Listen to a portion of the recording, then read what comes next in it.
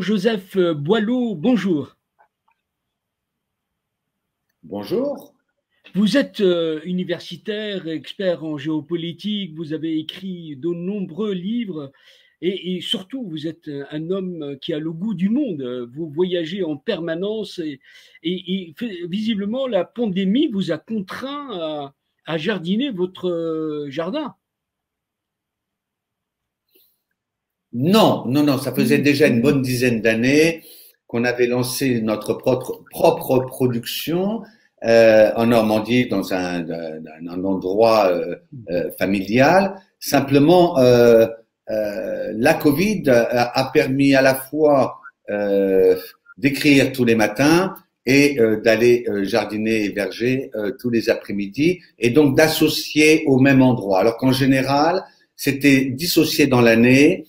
C'est-à-dire qu'en Normandie, à partir du mois de novembre, le froid arrive, la terre se repose, et donc j'entreprenais mes voyages, mes missions à ce moment-là jusqu'à avril-mai, ou en Normandie, avril-mai, c'est le moment où la production redémarre. Là, j'ai fait à peu près dans le même temps, et donc ça nous a amené d'ailleurs à transformer la production sur place, alors qu'en général, on le consommait frais et assez peu en transformation. Oui, alors je reviens à un élément important de cette rencontre. Vous venez de signer un livre qui s'appelle Utopie Made in Monde, le sage et l'économiste. D'abord, pourquoi aller dans ces territoires ou ces terres Paul Ricoeur disait bien que l'utopie, c'est le territoire, le lieu de nulle part, mais pourquoi s'être aventuré sur ces terres-là? En fait, c'est assez étonnant. Comme souvent dans la vie, quand on est scientifique, il faut se laisser embarquer dans des découvertes et non pas comme des scientifiques qui connaissent déjà la réponse de ce pourquoi ils se sont engagés dans la recherche. Euh, Au départ, l'hypothèse était que si le monde va mal, c'est parce que les utopies sont devenues des dystopies, qu'elles soient, on va dire, marxistes ou qu'elles soient dans le monde capitaliste. D'accord. Donc l'idée était au contraire d'aller rechercher le ver qui était dans le fruit.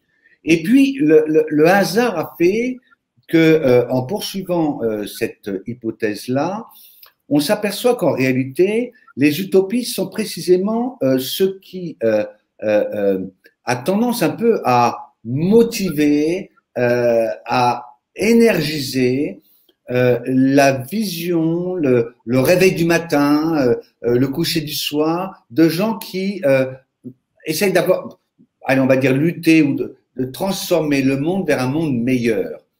Et que précisément les autres, peut-être qu'il y avait une once d'utopie au départ, mais elle s'est transformée assez rapidement en idéologie, et c'était le cas d'ailleurs pour le marxisme. Le chapitre du livre consacré à Marx, je crois, montre bien comment on part d'une utopie et comment ça devient une idéologie.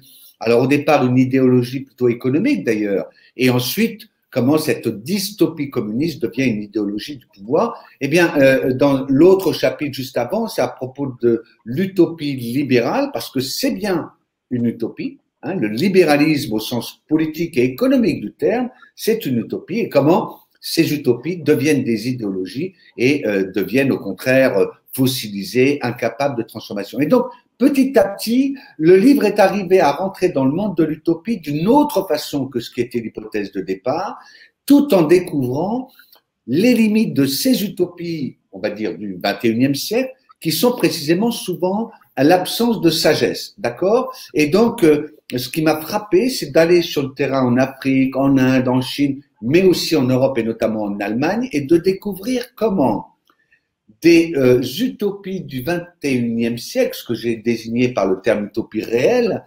deviennent en fait des utopies matinées de tout un univers de sagesse. Des gens sont posés, réfléchis, et je raconte en propos de la Mauritanie comment dans ce village de Maaden, on a à la fois de l'utopie soufiste, puisque le soufisme c'est largement ça relève de l'utopie, je ne parle pas de la religion, ça c'est un autre aspect, et comment elle a été matinée de sagesse et permis de faire revenir au village des jeunes qui avaient tendance à le quitter parce que justement c'était dépassé, c'était pas d'actualité, il n'y avait pas de téléphone mobile, etc., etc.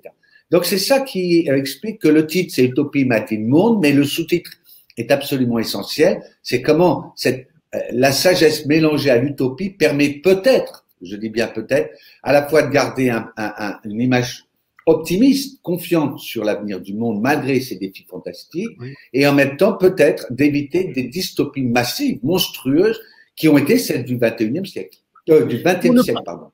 Pour ne pas rester dans la théorie, quels sont les points d'application d'une vision totalement différente, je dirais une vision frugale, de proximité, de fusion avec le monde, notre monde qui nous entoure, alors qu'on est totalement aux antipodes de cette logique.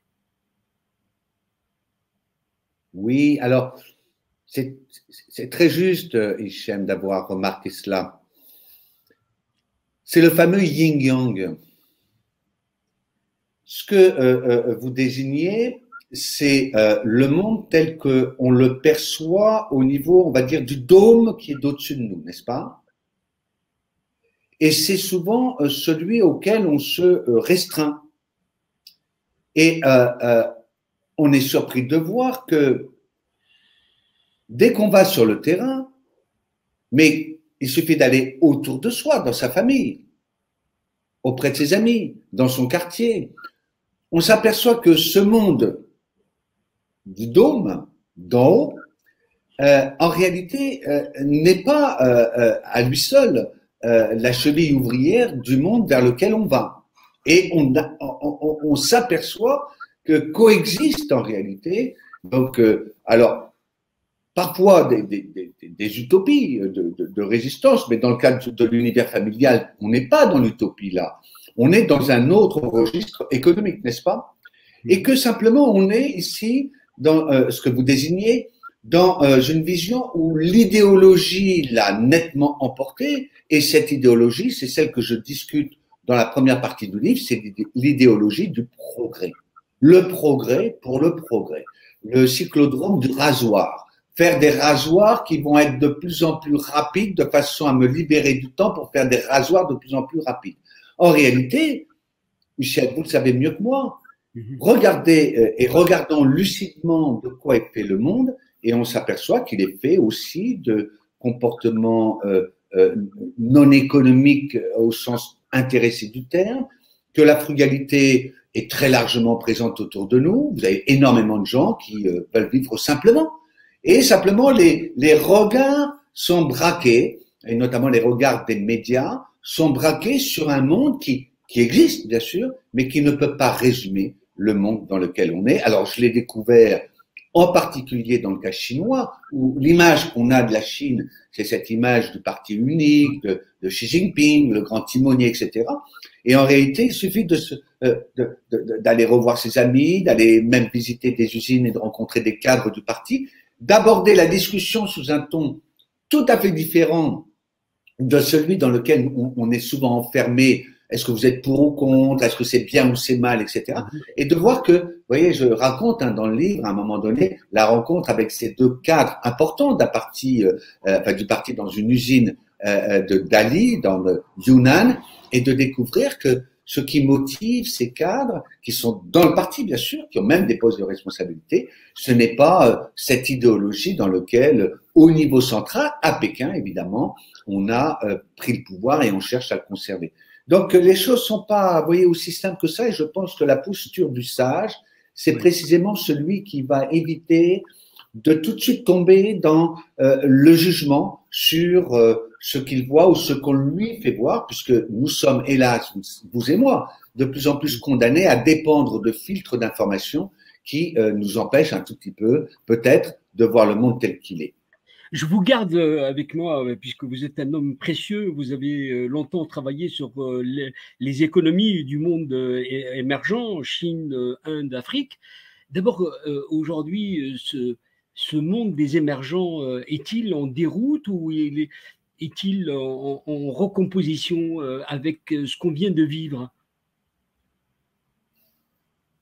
Écoutez, je n'ai pas eu l'occasion de retourner sur les terrains après cette épidémie. Donc, ce ne sont que des analyses basées sur comme quoi les nouvelles technologies n'ont pas que du mauvais, n'est-ce pas?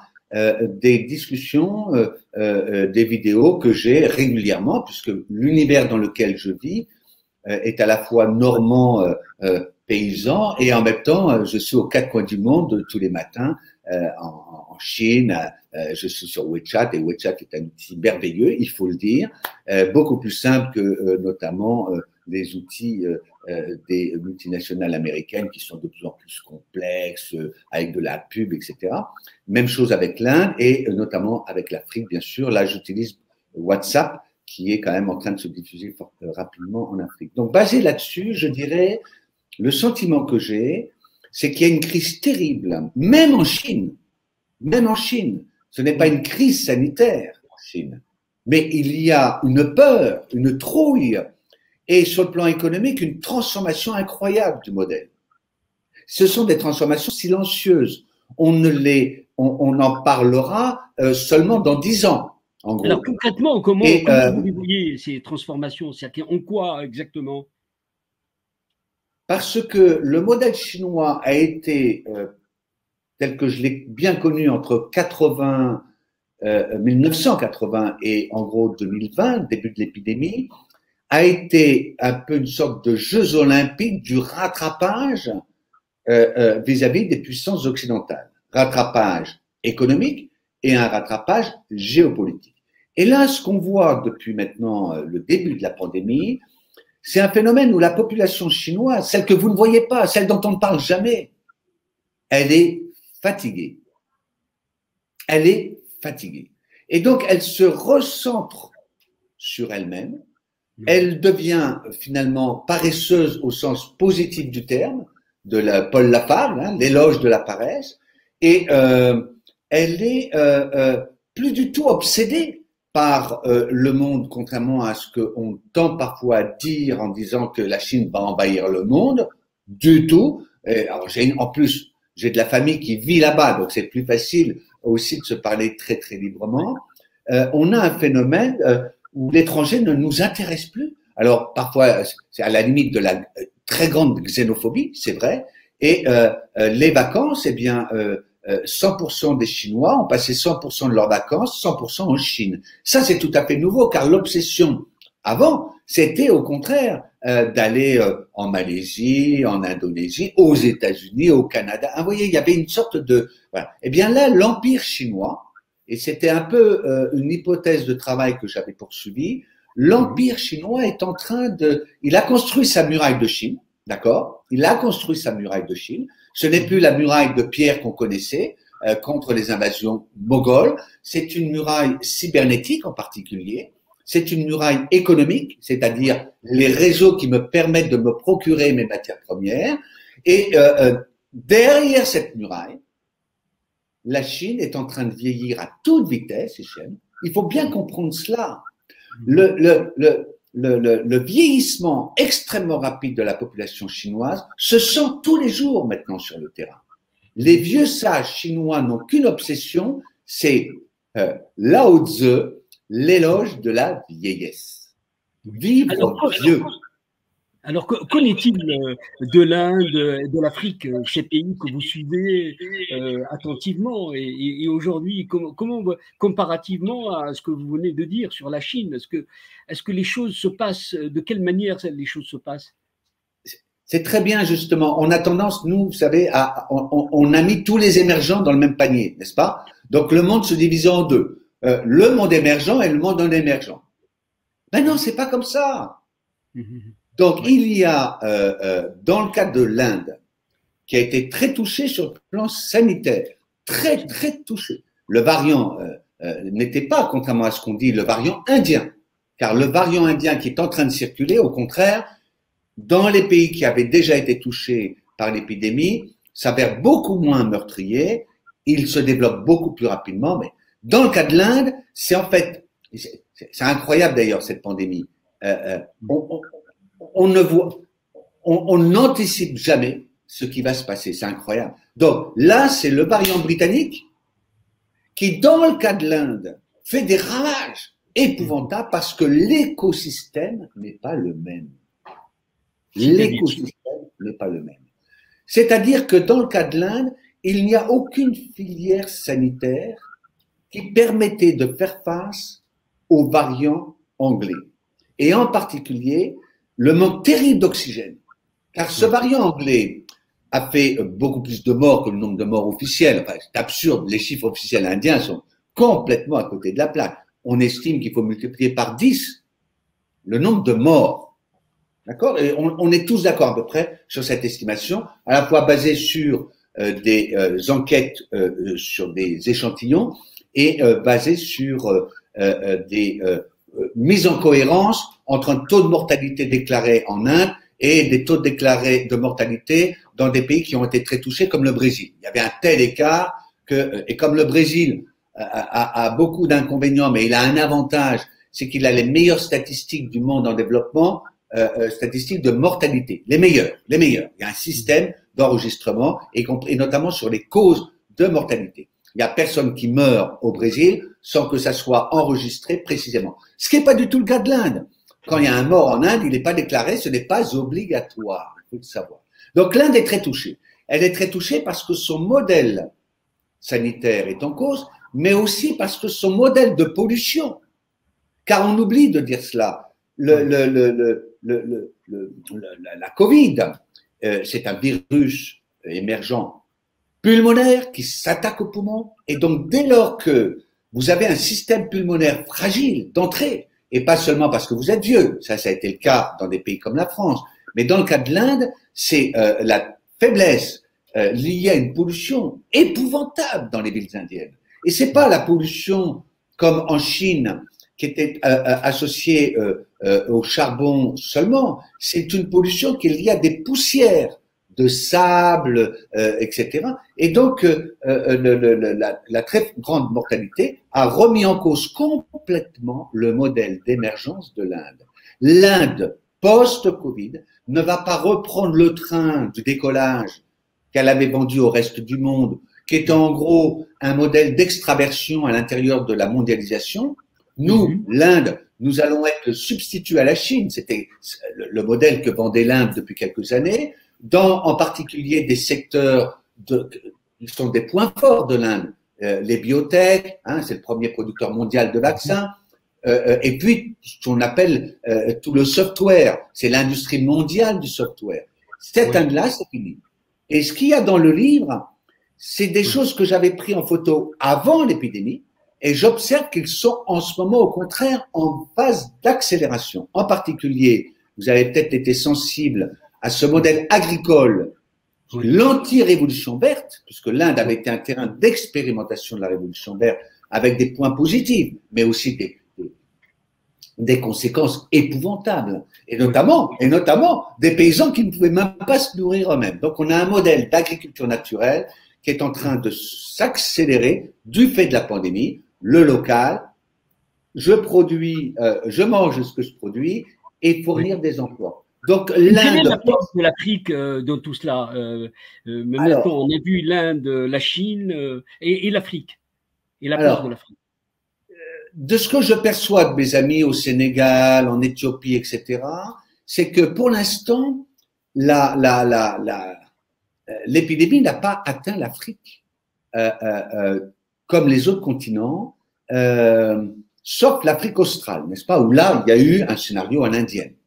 Mais quand on prend le reste de l'Afrique, on a effectivement des cas de contagion, on a des morts, etc., mais on n'a pas du tout ce qui s'est passé en Inde. C'est-à-dire là le phénomène donc là on se cache en Afrique parce que le système est très différent de l'Inde. L'Inde produit des vaccins, donc l'Inde aurait pu vacciner sa population entière. Elle ne l'a pas fait parce que l'Inde c'est le chaos organisé, c'est l'incapacité de mettre en place, comme les Chinois, un système complètement centralisé. Et je dirais d'une certaine façon, tant mieux, car tous les pays étaient comme la Chine, ça poserait peut-être des problèmes. Enfin, il n'y a pas que du négatif. Et donc, dans le cas de l'Afrique, On a des systèmes sanitaires que vous connaissez mieux que moi, qui ne sont pas du tout capables d'affronter un choc de ce type-là. Mais attention,